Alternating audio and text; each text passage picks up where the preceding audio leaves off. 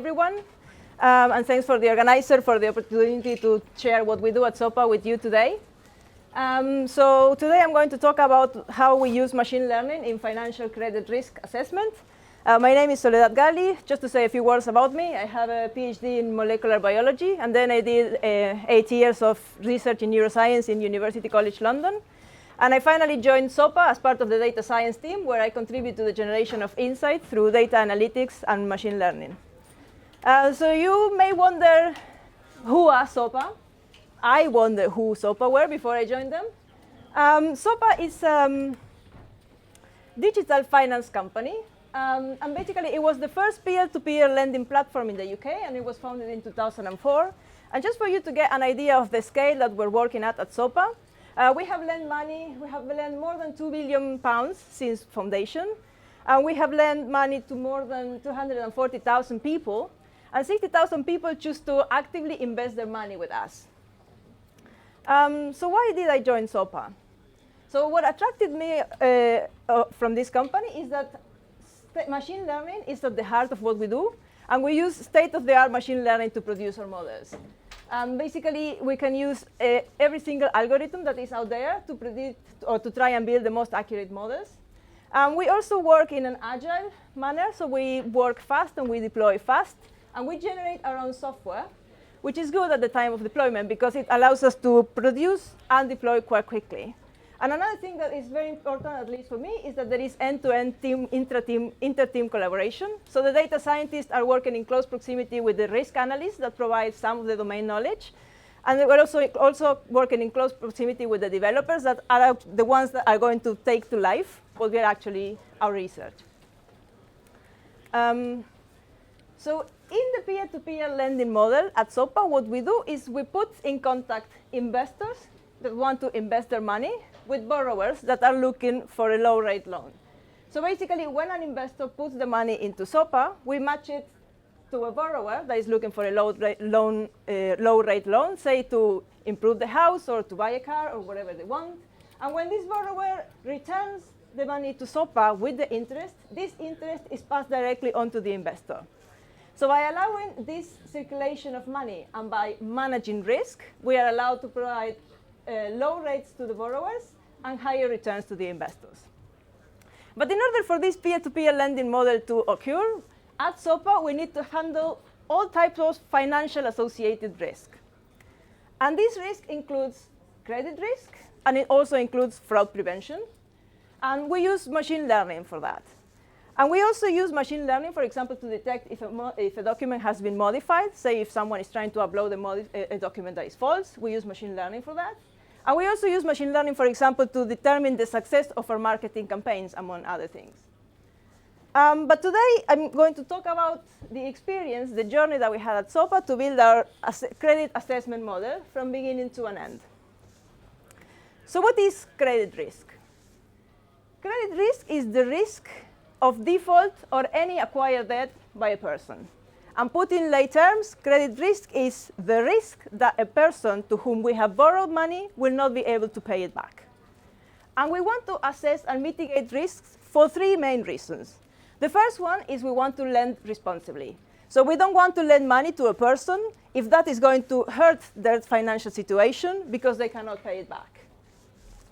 And we also owe to our investors. So we don't want them to lose their money. And finally, we want to keep our reputation as a responsible and prudent lender. So that's why we need to manage credit risk.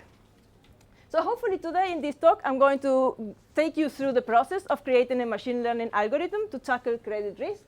And this involves the very first steps, which is data gathering, and also creating the target definition, which is basically what do we call risk.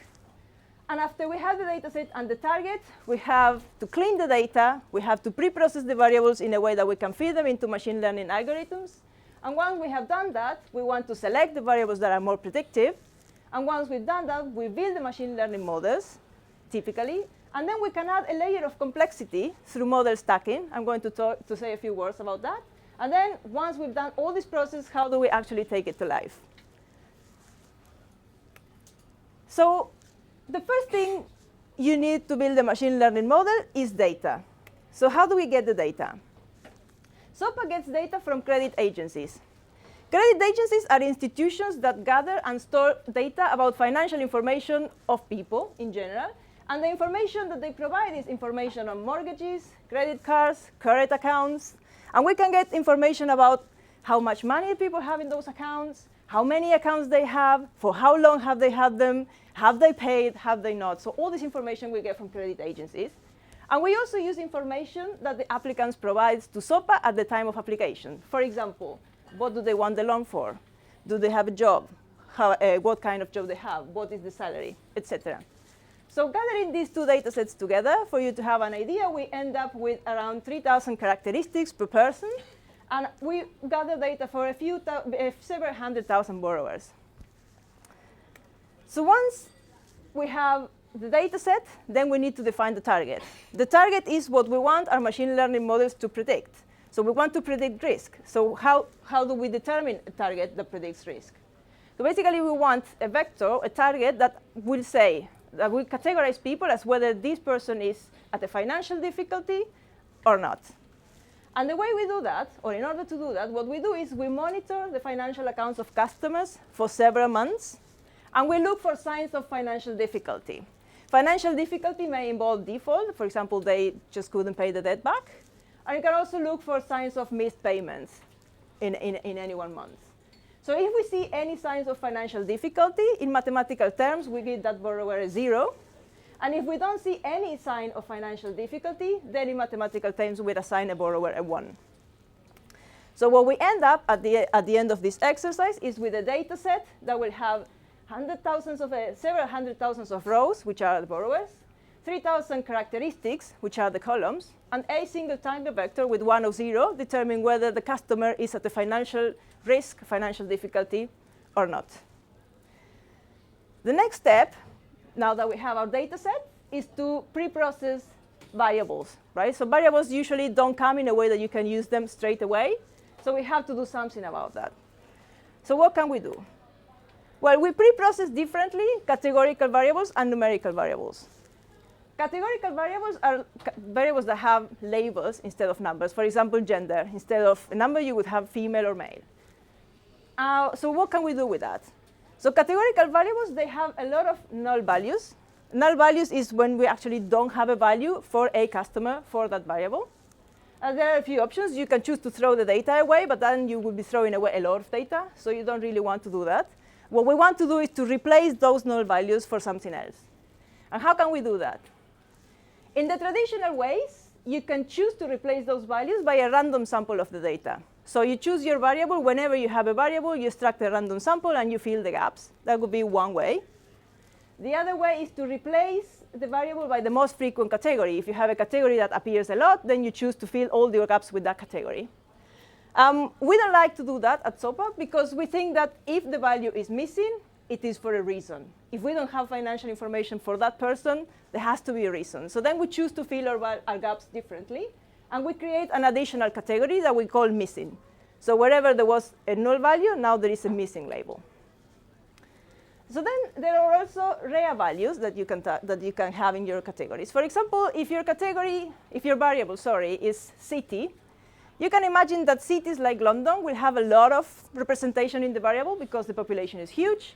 But smaller cities or smaller towns will have lower representation, say like Brockenhurst.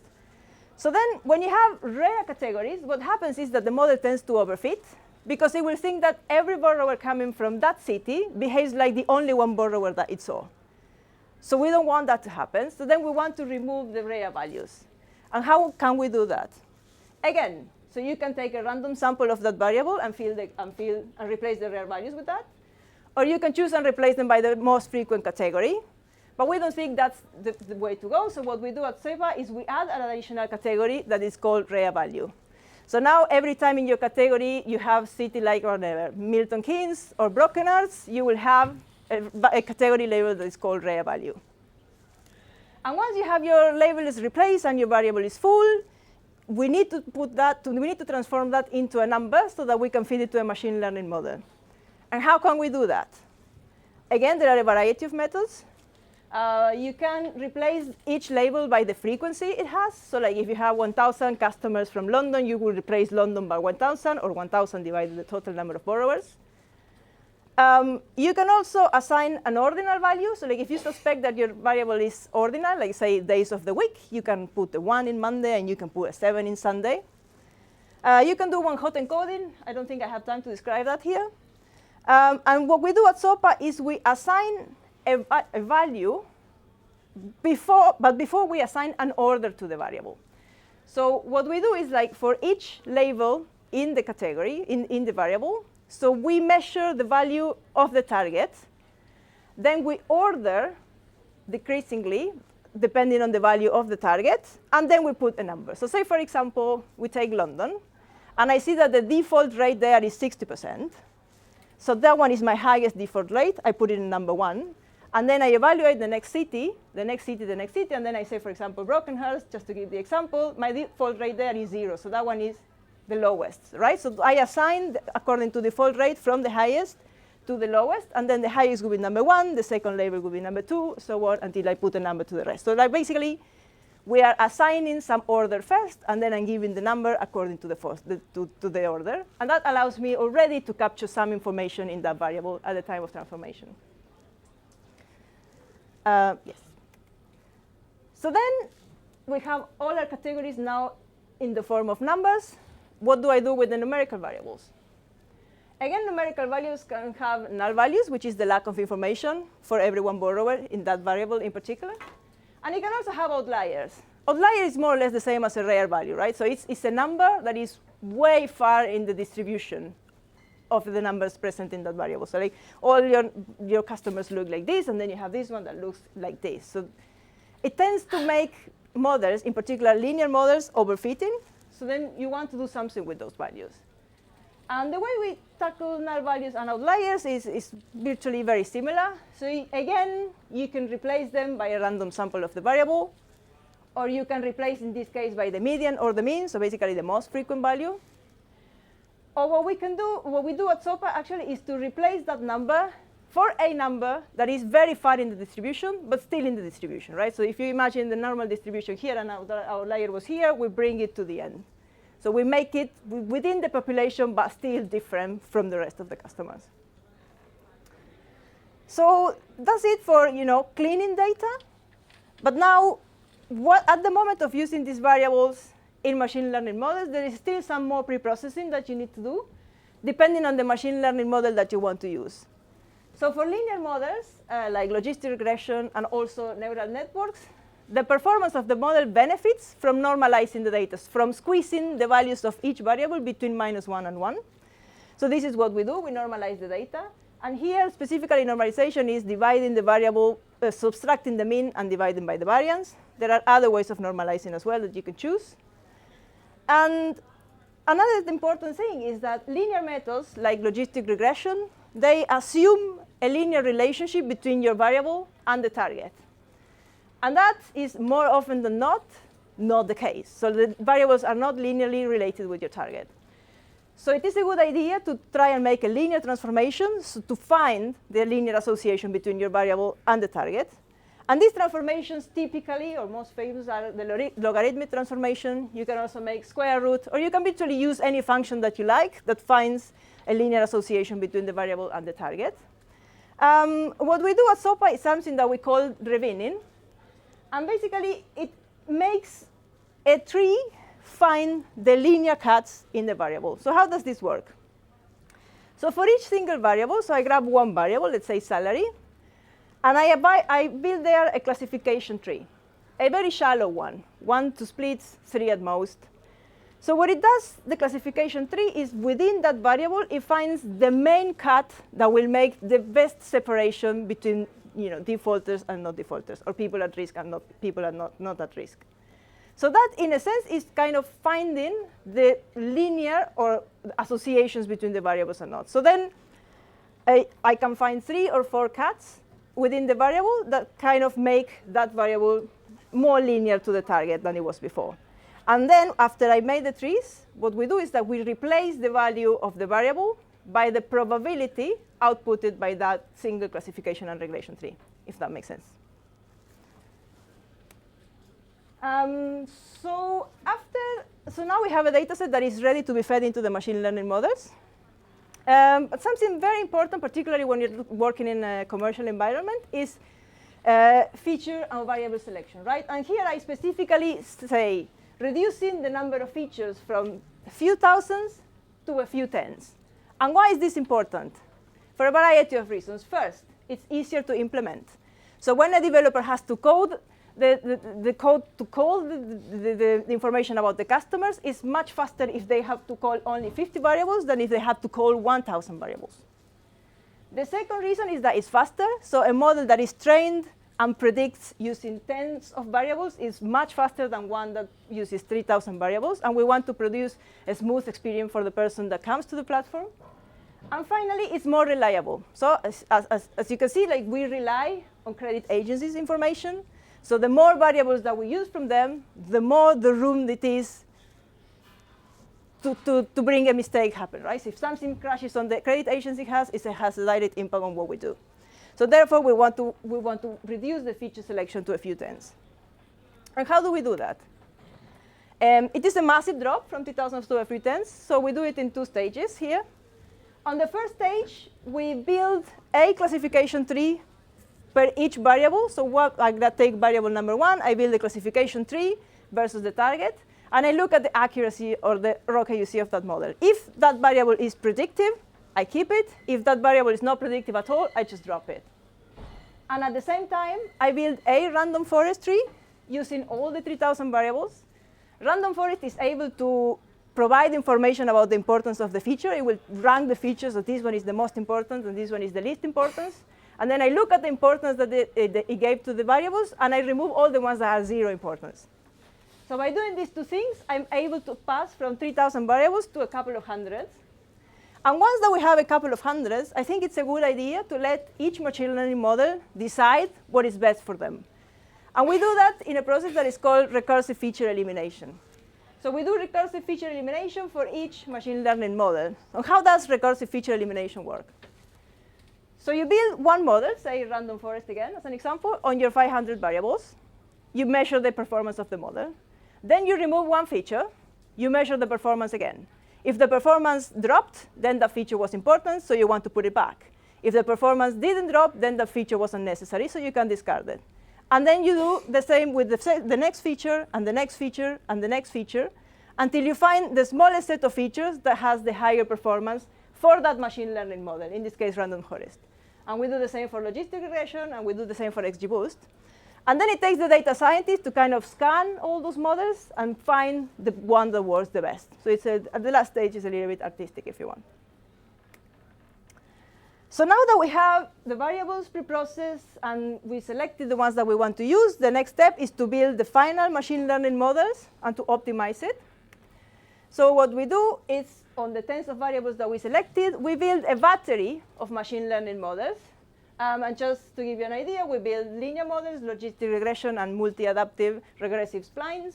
We build 3 models, including random forest and gradient boosted trees. And we also build neural networks. And we hope that these models will give a high probability to customers that can actually pay their loans with ease, and will attribute a low probability to customers that may encounter some financial difficulties at the time of repaying the loan. So we have now a variety of models. See, we have like 7 models. We want to test the performance. We want to know which one is the best. Which one are we going to use? So there are ways of assessing the performance of the model. There are several ways, in fact. The one that we use at SOPA is the estimation of the ROC AUC. The ROC AUC tells you, per each probability value, how much success you have and what is your trade-off, right? As in, let's say I choose a threshold of 0.5, and I'm going to say that if the probability is higher than 0.5, then I will determine that this customer is a healthy customer. So the ROC AUC gives you an indication for that threshold of how many healthy customers the model was able to pick, and for that amount of healthy customers, how many false positives it gets. So like, how many times did it say that this customer would be able to repay when it actually couldn't, right? So it gives me an indication of the success of the model. And ideally, I want the model that captures the greatest amount of healthy customers and the lowest amounts of false positives, as in the lowest number of times saying that this customer could pay when it actually couldn't. For those of you familiar with tree models, you will know that themselves there are ensemble algorithms. So what are ensemble models? So basically, this is a classification and regression tree. So in a random forest or in a gradient-boosted trees, there is not just one tree that makes the prediction. There are several trees that make the prediction. And how are they built? So you have your data. You extract a sample of your data. You build a classification tree. You extract another sample of your data. You build a second classification tree. You extract another sample of your data. You build another classification tree, and so on. So you have a multitude of classification trees, typically hundreds. And each one of them is slightly different from the other. They are all very similar, but they are slightly different. And then we ask them kind of to vote. So we measure the average probability of all of them. And this was shown back in the late 70s that improves the accuracy of the prediction quite dramatically, right? So as an example, imagine like if you want to sell your house, would you go and ask only one state agent, or would you go and ask 10 state agents and then get the average probability or the average price? So the model here is doing the same. And this is intrinsically the way random forests work and gradient-boosted trees work as well. But we can actually do the same with logistic regression in a process that is called bagging of the predictors. And this was also described in the late 70s. So bagging of the predictors works very similar. So we extract one sample of the data set, and we build a logistic regression. Then we extract another sample, we build another model, and so on. Then we end up with, say, 100 models, slightly similar but not equal. And then we have them output a probability, and then we get the average probability of those 100 models to predict the probability of repayment. And we have observed that for our data, it improves the ROC AUC at the second decimal, which is quite a big improvement. So now that we have built all the models, and hopefully have selected the one that works the best, at SOPA we have also played a little bit with model stacking. And I'm going to tell you a little bit what this is. So model stacking is a technique that allows you to build another machine learning model on top of the individual machine learning models, right? So you have all your machine learning models that you build in the first stage, each one taking into account the tens of features and putting an output probability. And then these probabilities, you can feed into a second machine learning model, and you can ask them to predict the probability of repayment now based on the probabilities instead of in the credit agency's variables. And this typically improves the performance of your learning algorithm because it is able to capture where each one of those models is doing well, and it is able to discredit where each one of those models is doing bad. So meta modeling can be as simple as just averaging the probabilities. So you can take an average of all these probabilities into a meta model, or you can take the average of these two or these three. It's up to you. And also you can build another machine learning model. So here you would have a logistic regression using those variables, or you can have a gradient boosted trees using those variables as input. Right? So this is up to you. It's very creative. I mean, it's a lot of room to play. So what we have done at SOPA, and this is our experience, so when evaluating the individual models, unsurprisingly perhaps, we found that gradient-boosted trees and neural networks are the ones that individually perform the best. So those are able to classify the greatest amount of healthy people without capturing false negatives. And when we actually take the probability of these two together, and we use it to make the final probability, we find that that increases the performance even more. And we have played with a lot of probability combinations for that. And we have also built several machine learning models using that as an input, so using the probabilities as an input. But what we have observed is that the boost in performance, given our models, is not big enough to justify the expense of resources, both computational and human, to implement that second machine learning model on top of that. So we decided that we would not go this way, at least not for this exercise. So if you bear with me for the whole talk, I mean, what we have at the end is like a data set with tens of variables. We also have a target. We built several models. We selected the two that work the best. And we have averaged the probability, and the average probability of the best performing models is the one that we are actually using to classify the probabilities, or to determine the probability of a person that comes to our platform of repaying the loan if we were going to give it to them. So what do we do next? We need to bring this to life, right? So we need, for each customer that comes to a platform, we need to score them quickly with this model.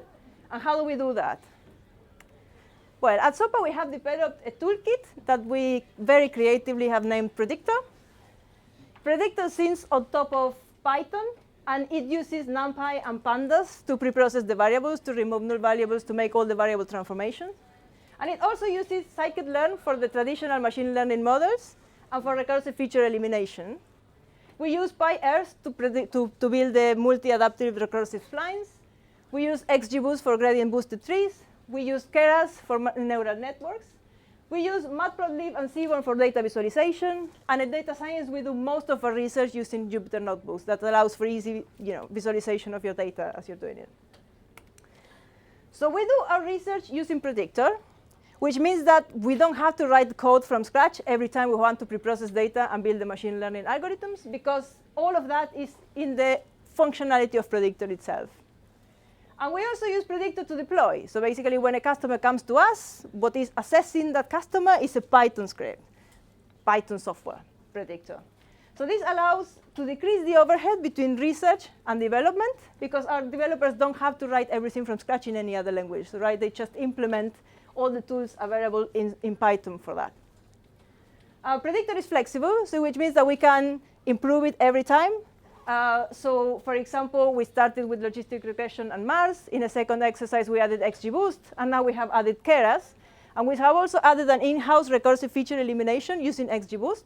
So basically, you can add layers on complexity on top of it as you progress in your research.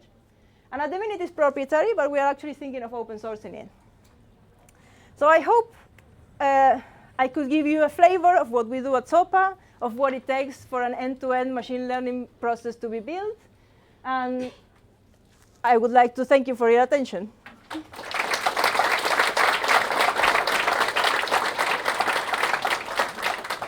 have around 10 minutes for Q&A, so please, could you just start with Primarize? Hi there. Do you do any segmentation of your loans prior to building models, or do you just throw your entire loan book into one data set? No, we throw the entire loan book. I mean, it's not that we throw the entire loan books. Every time a customer comes, you assess them individually. Is that your question? No, when you build your data set. Okay. So do segmentation by interest rate, balance? No. It will be just the entire loan book. Yeah. Any other questions? Thanks for a great talk. I was wondering with regards to the feature selection part of the machine learning pipeline. So I saw that univariate feature selection is used at some point. Does this have kind of a, because univariate feature selection is fairly crude as a method, I was wondering whether that has an effect, a negative effect on the accuracy, if you don't take into account multivariate interactions of the features and just only univariate association with the target. Yes, it is a fair question. I think the question is trying to say is like we do univariate feature selection, and that's a risk because a variable may have interactions with other variables. Do we take care of that? The answer is yes. So first, we build a tree, and we find the ROC AUC for that variable versus the target. If the ROC AUC is around 0.5, which basically means that it's random, we remove it. And then, very unlikely, if you put it back, it will be successful. In any case, in a stage, we go over all the variables that we remove one by one in a recursive feature addition. And if I find that it improves a performance on a certain threshold, I would put the feature back. So I don't know how to. OK? Yes?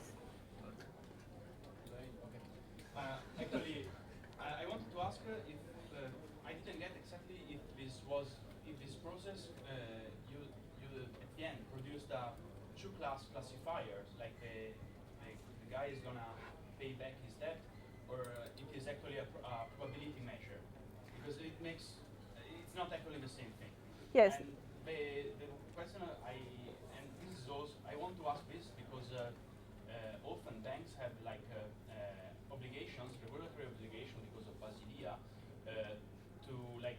produce scenario analysis, like value at risk, something like what is the risk we are exposing on if in the like 1% worst scenarios. So, and that for that you really need a probability measure and not a classifier. Yes. Okay, so I think the question is if we are outputting a classifier, just lend or not lend, or if we're outputting a probability. So our models, all of them, they output a probability of repayment. And what we do with that probability later on is say, so if the customer has a very high probability of repayment, which means that it's actually a very healthy financially customer, so then we put it in a high market and we charge lowest interest rates. And then if there is someone that we found that is a little bit more risky, we are still happy to lend if they agree to pay a higher rate, right? So this is the way we work with the probability. On top of what I showed, there is, of course, the entire business metric that, to satisfy with compliance, regulations, and all of that. But I didn't have time to talk of that here. Do you want to say something? I have a question related to this business side, and this is how important is it for you to be able to explain why one customer is more risky than the other, and basically on top of you mentioned the neural networks and we're kind of working the best, and usually the problem might be that you don't have like an explicit answer why like one customer is riskier than the other. Like how do you deal with this problem? Yes, fortunately at SOPA, stakeholders like including the CEO and the product managers and etc., they are very acquainted with machine learning, so they have an idea of how trees work, how neural networks work, and they have an idea that is kind of black boxy, if you want. The problem is when we have to talk with our investors because they don't necessarily have the idea. So we would have to bring it down to lane terms. We would have to show, so basically when we can, we try to explain what the tree does. Very likely that's not the case because they may not understand, so we have to show them the numbers as in how our models are performing benchmarks. But there isn't any legislation that would say, oh, I need to be able to explain why I can't lend you money, or? Not when it comes to machine learning algorithms that I am aware of. There are legislations about what variables you can use, so we cannot use gender, for example, we cannot use age, but yeah. How do you make sure that your models are non-discriminatory with respect to these things like gender or race? Like, is it something that you kind of consider? Is it just enough to take these variables out of your modeling? To what extent does that kind of factor into your model building? Yeah, well, the first thing is that we have to comply with the regulation. So variables like age and gender we cannot use, so we don't pass them to the model. It's just illegal, so we don't do that. But you can still have a discriminatory model even if you don't include those, because there are correlations, for example, between like these demographics and like ability to repay. There may be. I cannot. We don't particularly look for correlations between age and probability of repayment. I don't particularly find that age is a great predictor. I'm not necessarily talking about age. But yes, anyone. There's like correlations between race and address, or race and names. We are blind to race to begin with, so I couldn't tell you if there is any correlation between race and address because we are blind to that information. So the information that is illegal, we are blind, so I cannot use it to infer anything to begin with. Do you have any class imbalance problems? How do you deal with that? Yes, so for this exercise, we actually don't have a balancing problem. We can find that 40% of the people, we could define that they have missed payments or defaulted on any other account other than loans, which is what we lend. But we do have the problem for fraud. For example, the amount of fraud is very, very tiny. So what we do in that case is we rebalance the data set. So basically, we multiply, we oversample from the fraud class to overrepresent it in the data set. And then we adjust the probability accordingly. You said that you're trying to minimize false positives, right? What about false negatives? I mean, if you have lots of false negatives, it's kind of a shame because you're missing out on business. Yes, so the beauty of a model like this is that it allows you to play. So basically, it comes to the business need and the economical situation of the moment, and you can decrease or increase your threshold. So if you are in a very stable economic situation and we have a lot of money, then we can lend a lot, so then we would allow a lot of more positives. But if the situation changes, then we are, or false negatives, and the situation changes, basically we do exactly the opposite. So you can play with that threshold depending on the situation. It's not a set rule on that. You want? Sorry. Do you think there can be any alternative sources of data apart from what the credit agencies are providing for this particular problem? There could be, and it's particularly important for cases where people is new to the UK, for example. Then you don't have financial history because they have not been trading here. We have been started to do some research, but we haven't gone deeply into that. But I mean, there are agencies that gather social data, for example. You could work with that. We haven't done that at the moment. Also, it's quite regulated, so it's not very easy to go in there. Oh. What, any? Just one question. Because normally using the scorecard is the notice regression or the feature selection, whatever. That is the traditional banking using. And so your algorithm on top of that, how much benchmark to the traditional method, you already use notice regression.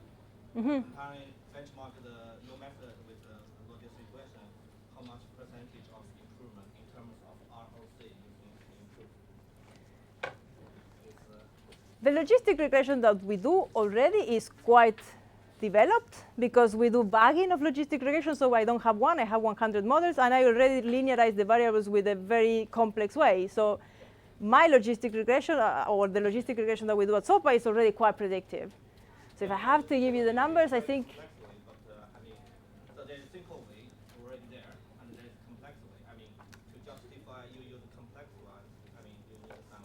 OK, so from a simple logistic regression to a bagging of the predictors, I would say that there is an order of the second decimal. So it would go from, I don't know, 0.9 to 0.93 or something like that. And then the gradient boosting and neural networks do even better. And it's not just because that would be benchmarking it versus ourselves. We also benchmark it versus with the predictive variables that are out there already. So like credit agencies provide predicting variables, and we benchmark it with those as well. I don't think I'm allowed to share those numbers, unfortunately. Can you cope with sort of dramatic life events that change the nature of somebody's risk? So let's say, for example, somebody's been married to a spendthrift partner and they've just completed a divorce, so their credit history's trash for the past, but might actually be quite reasonable for the future. I'm not sure if that's a realistic example. Yes, we don't do that from the machine learning perspective. Then we have a dedicated team that is going to tackle individual situations like this. Yeah. So we have time for one more question, and I'm sure that Soledad will be here around to answer the rest of your questions. OK, you want? Hey, I wanted to ask again about the feature reduction. So you said that in the first step you reduce the features from 1,000 to hundreds. Yes. By just removing the ones that are not important. Yes. How do you know that they are not important? Well, I know that they're not important because I did a 3 versus the target, and the accuracy, as in the rocket you see, was 0.5, so which is random. And then, or the importance by a random forest was 0. So that tells me some information. But then, like going back to the question that the other person asked me, so like once we have our final data sets, I just want to be absolutely sure that I didn't miss anything important. So I would put the feature one by one. And if it is important and I missed it originally, I keep it, basically. Thank you, Soledad, for a great presentation.